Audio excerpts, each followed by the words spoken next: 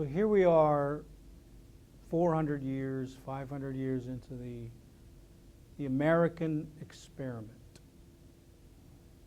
And even with guys like William Penn, the great Pennsylvania experiment, of coming to America, European peoples, to build a nation, as it were, built on certain biblical ideologies and a sense of chosenness, a sense of God sending them, God leading them, fleeing Europe, persecution, etc., and coming here to establish the kingdom of God, the kingdom of heaven.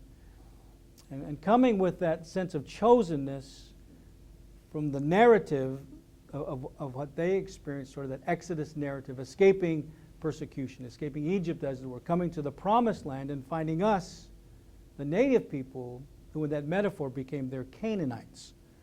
So we stood in the way of them occupying the land of milk and honey.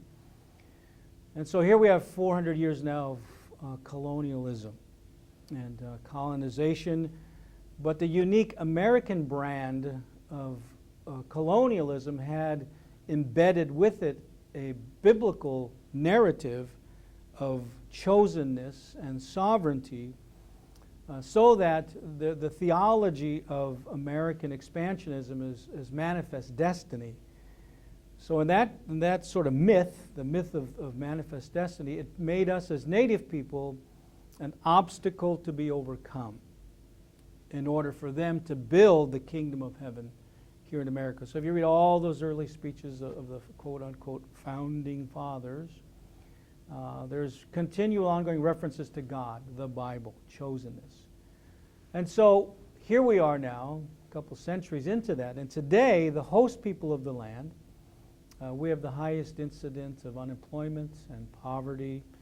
We have the highest incidence of teen suicide in the Western Hemisphere. We have the highest incidence of diabetes, tuberculosis per prison, highest prison population per capita, and lowest life expectancies. And yet we live as tiny islands in the most prosperous, military, powerful nation in the history of the world.